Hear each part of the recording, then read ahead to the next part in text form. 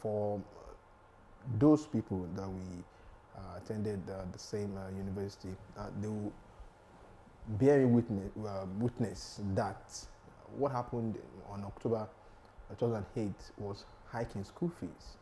And then I was the editor-in-chief of Union of Campus Journalists.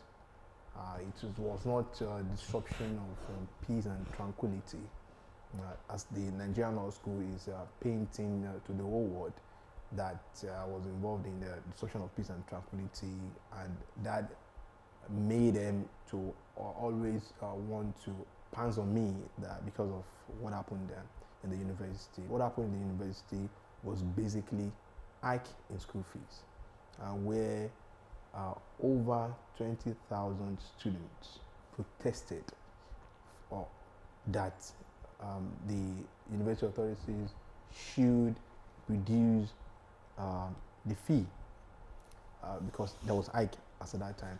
So the students that wanted to protest, normally they will meet in either a gathering or assembly, or they will print flyers to mobilize themselves or one another towards the protest. As the protest was going on, as a student journalist, I was following the situation. I was reporting to the extent that I got to know one of the student leaders then. So I had flyers with me, flyers that I used for the news. So the flyers were flyers mobilizing the students. I would say, fortunately for the authorities of the university then, I was arrested. As at that point, I was going for a statutory occasion. So I was arrested. I was detained at the Songo police station for 3 days. I was there.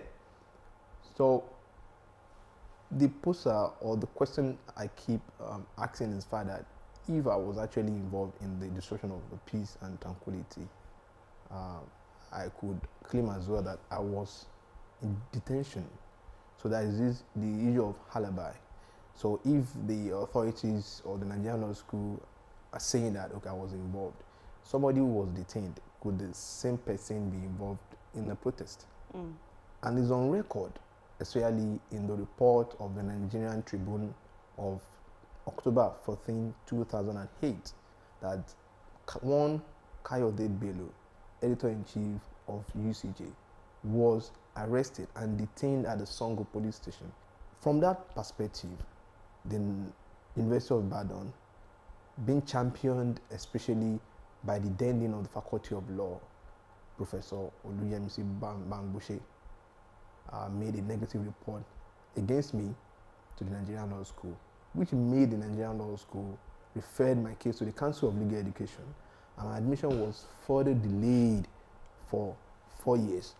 I wouldn't have even known if not that I went to the Public Complaint Commission. The Nigerian Law School or the Council of Legal Education never had intention of admitting me. Reports that we read, it was that you had altercation with a fellow student, and there was seat issues, and before we all know you knew what was happening. It escalated, and that was the genesis of all these issues. So we want you to actually take it from that part.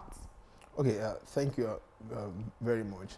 The main reason I had to go a bit to my university was that in the report, the Nigerian Law School or the Council of Legal Education said that my disruptive nature, according to them, before, during, and after the seat reservation. So, but now, on the seat reservation, what really happened that very day was that I went to class that was, let me say, an empty seat, which later I discovered that it was reserved. So if a seat is reserved, it's as good as being empty. We are 1,800 in the class. So seats, I mean, most times are issues.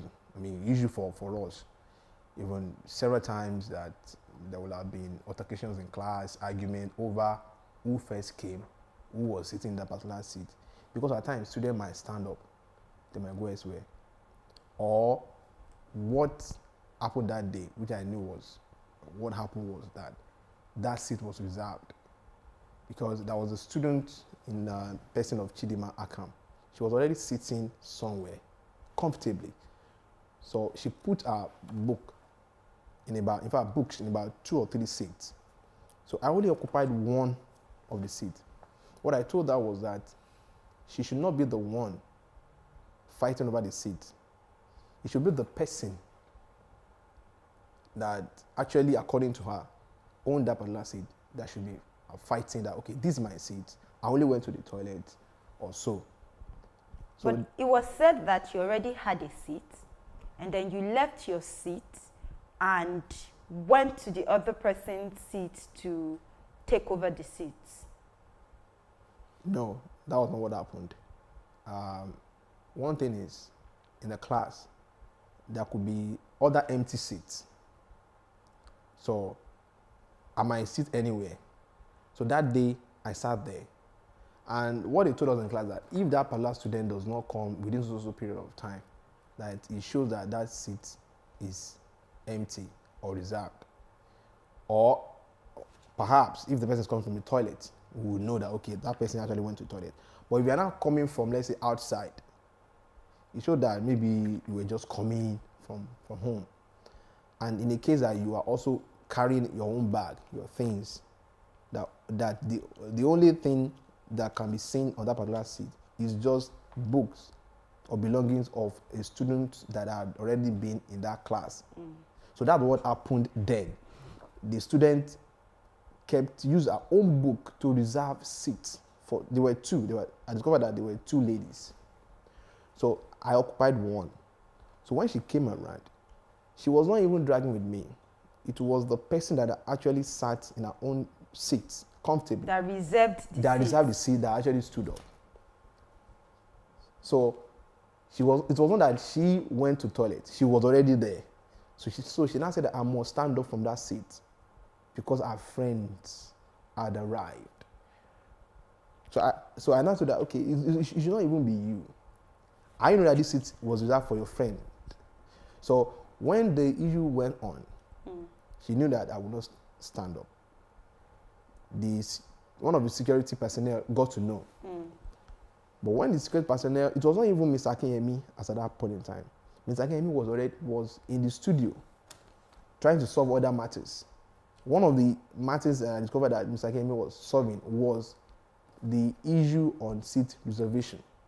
So when he discovered that matter could not be solved as at that point, he took both of us to Mr. Akinyemi, who was in the studio. So when we got to the studio, the man that came was explaining. So as he was explaining, I was telling him, sir, this matter will not be able to decide this matter fairly if you do not call those students that came later for cross-examination or for them to actually claim that this seat, I was in that seat, that this matter is not ordinarily should not be between Chidima and myself because Chidima was already occupying her own seat. One of the other things that were mentioned was that in the process of trying to settle the altercation between you and the said Chidima, and then you became really aggressive and rude, and the staff of the Nigerian Law School could not take your arrogance again, and then you went on and on and on.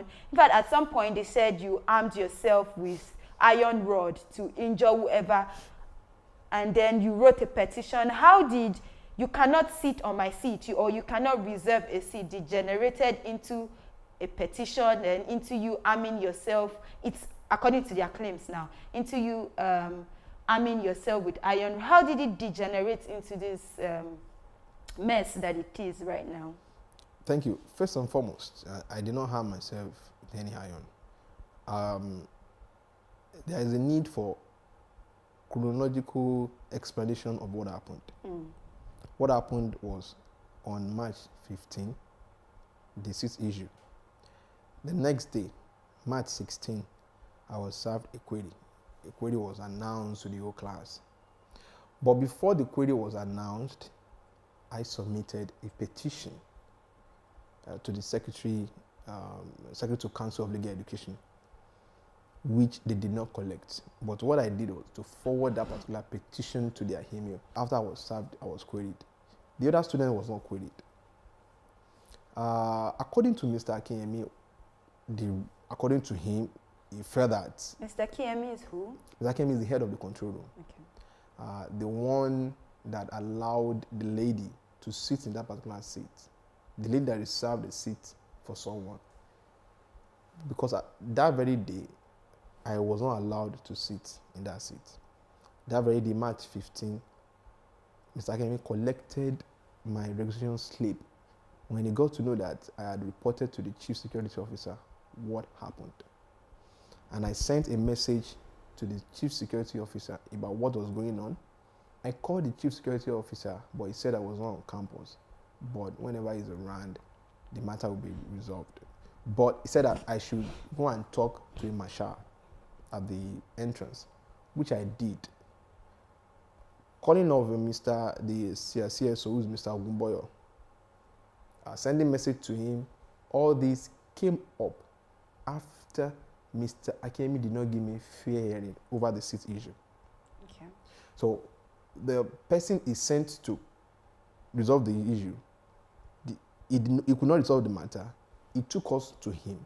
So when we got to him, he was explaining for Chidima, but I said that the matter will not be fairly dealt with if we do not call those two students that seats were reserved for. He did not give me fair hearing on that. Immediately he finished talking.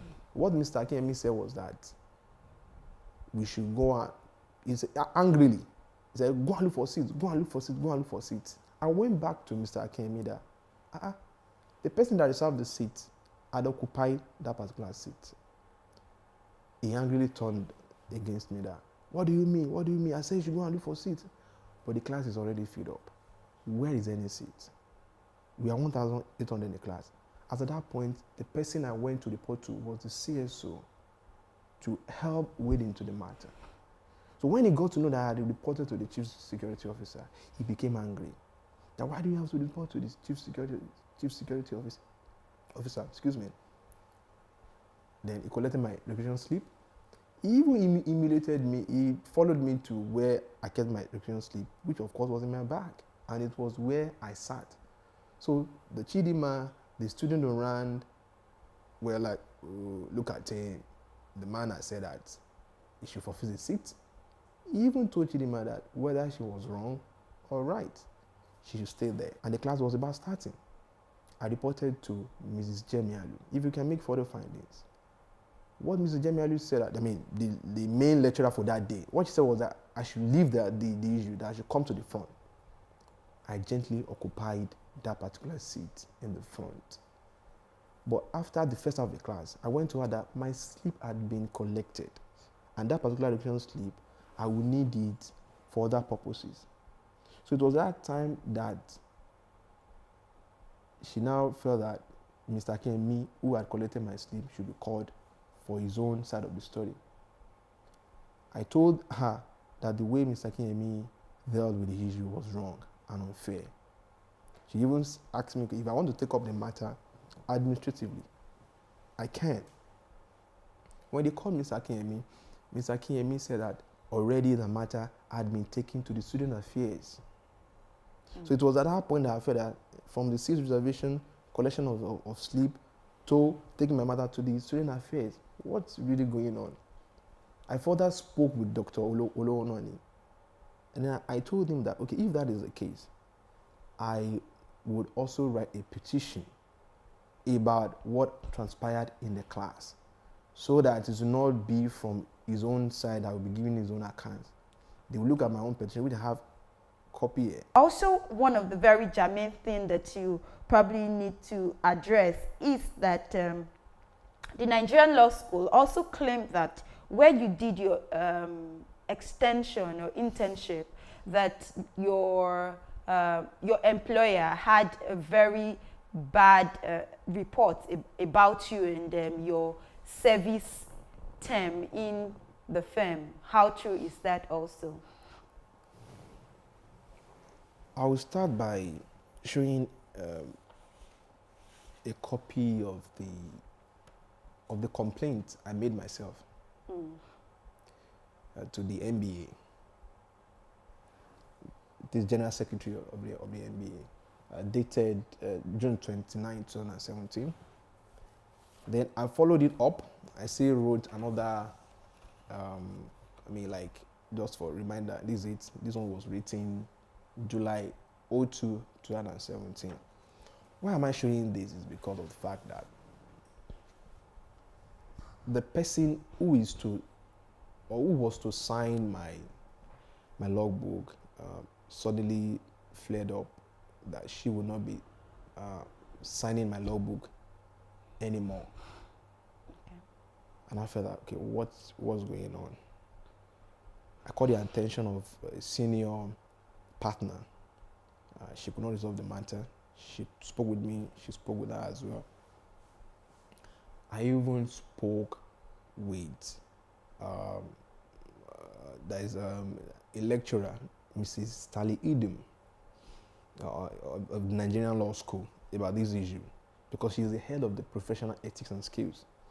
And the issue of externship is somehow embedded in professional ethics and skills. So she promised to speak with the school authorities on my behalf about what I was experiencing. She did, and she came back to me, and then she said that, okay, she will see what could be done. Meanwhile, before we went on externship, the issue of seat reservation, query, and victimization, removal of my door, eviction, they were already on. So I felt that if I had gone to the school to report that, directly to the Director General, they would not listen to me, and of which my petition to them was never responded. I was not even given accommodation, campus.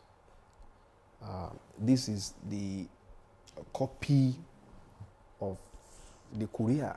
I couriered them my application for accommodation. They never replied, and I copied the Public Complaint Commission.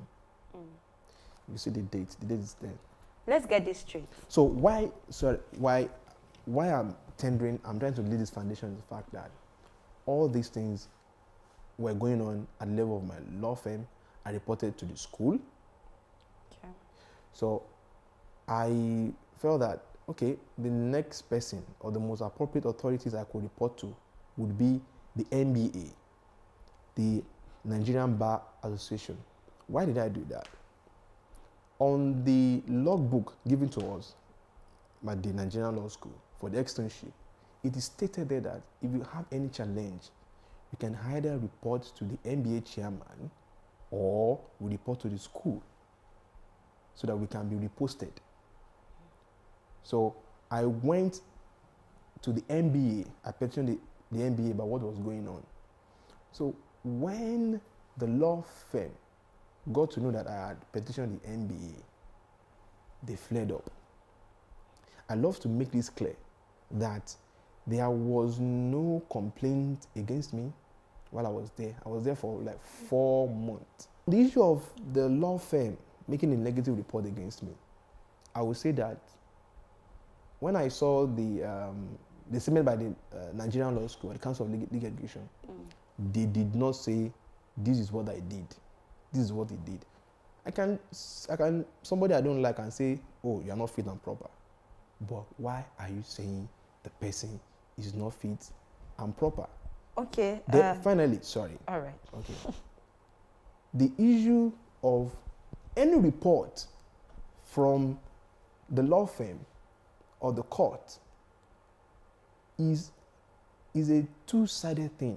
Why did I say that? There will be a report from the employer, the law firm, and the student. That's how it is. But it is very unfair for the Nigerian Law School to have listened or concluded by getting reports from a law firm and stating that they did not receive my own report. about the law firm. What happened? Your law firm wrote to the Nigerian law school or wrote to Abuja campus, and your side of the story was not considered. But you initially said you had petitioned the Nigerian law school. I can't really marry that. Okay. I petitioned the NBA. Okay. I saw Mrs. Stanley Idum. Okay.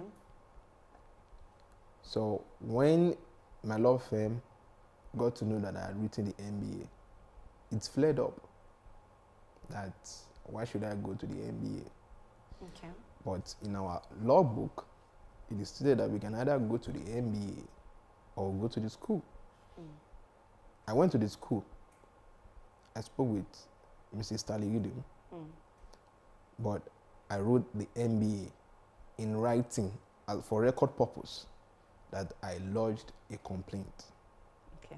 So I expected the MBA to actually look into the matter, which they did, in all fairness.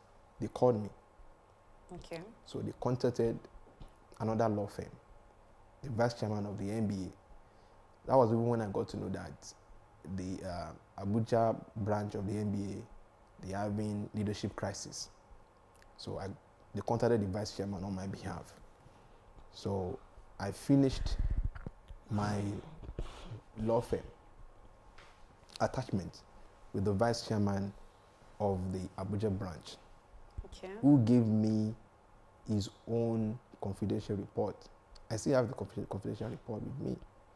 So I thought that after resumption, that's what we call portfolio assessment. All students will have to give account of what they've learned at the court, the law firm.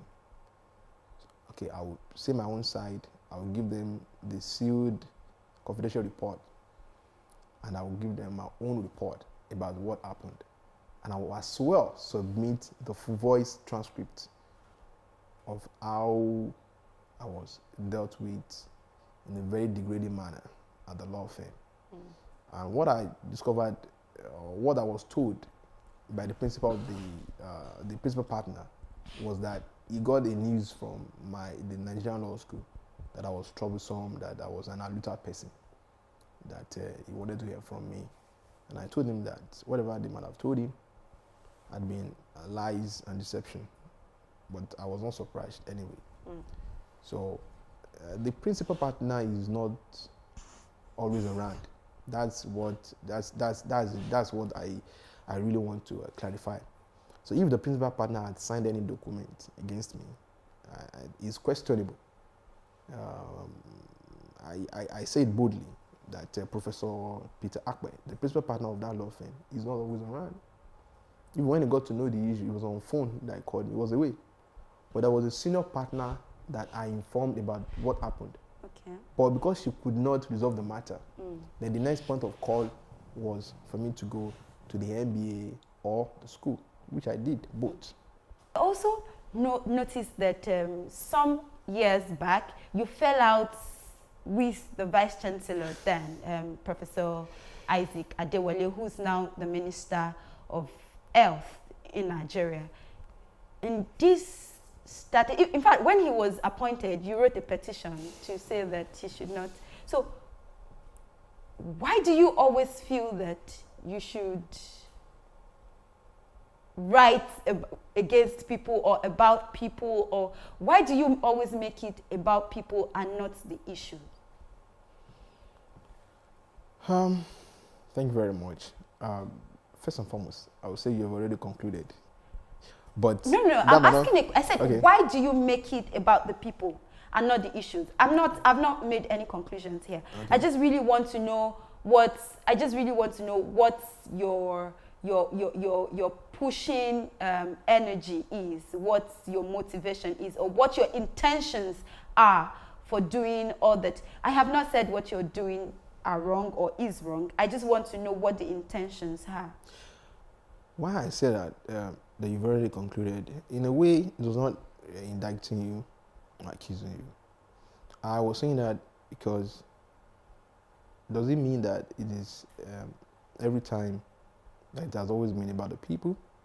Okay. Apart from that, issues will come up.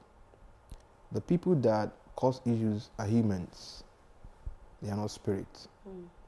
I am not perfect. I say this a lot.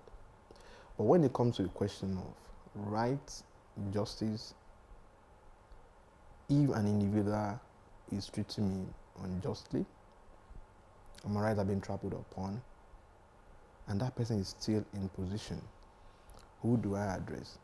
I will not address another person who is on the streets, another man who doesn't know what's going on. I will address the person who had caused it. And pari passu, I will address the issue as well. I do not forget the fact that when I said what happened, and you also said what happened in the Nigerian school, I said seat reservation. The issue of seat reservation actually caused this. And the issue of inadequate facilities caused this. These are issues. But who actually brought about all these issues? There are people who can call public officers, people who have been given such responsibility to provide these facilities, the people who are at their finance that collected money from us. So the fact is that it has not always been about people. For me, it has always been about the Latin maxim or the legal maxim, fiat justitia rat colum. Let there be justice, even if heaven falls. Has there been justice in this case? No.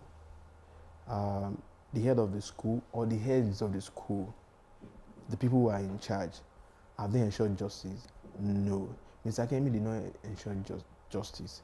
If he had resolved the matter amicably, I mean, today we will not be talking about fighting over the seat. Do you think that what happened and how you've handled it couldn't have been handled a better way? This is where I'm driving at. Seat issue, and now you've been expelled. Couldn't you have just waited, have your certificate, and then you now have power to fight these authorities? But when you weigh the effects against the consequences, it doesn't just add up. Somebody sat on your seat, or you sat on somebody's seat, and now you're expelled. One thing is that there was a seat reservation issue. Then there were other issues that happened, basically. And when those issues happened, part of what happened was eviction from the room, victimization. Policemen came to my room middle of the night, and I was told to leave. There were threats in the open class. I have this saying that there is no better time to fight an injustice than that time it occurs. Do you know why? It is simple. Because in 2008, that I was arrested and detained, I thought there would be justice. I thought that the school authorities, by arresting me, would do further investigations. But I was detained. When I even came back, when the student asked me, "Hope you were released unconditionally," I said, "Yes, I was released unconditionally." But later found out that I was released conditionally. 3 weeks later, I faced panel. From 2008 to 2010, one panel to the other. And one of the messages I have as text message was complaining to the CSO. So for me, as it happened, I took necessary steps to ensure amicable resolution. To wrap it up, I would say that most people will say that graduate, finish, come back and fight. The question is, most of the lawyers that have been to the campuses, maybe Lagos, and have seen the property or the facility dilapidated, and many of them have come back to fight for us.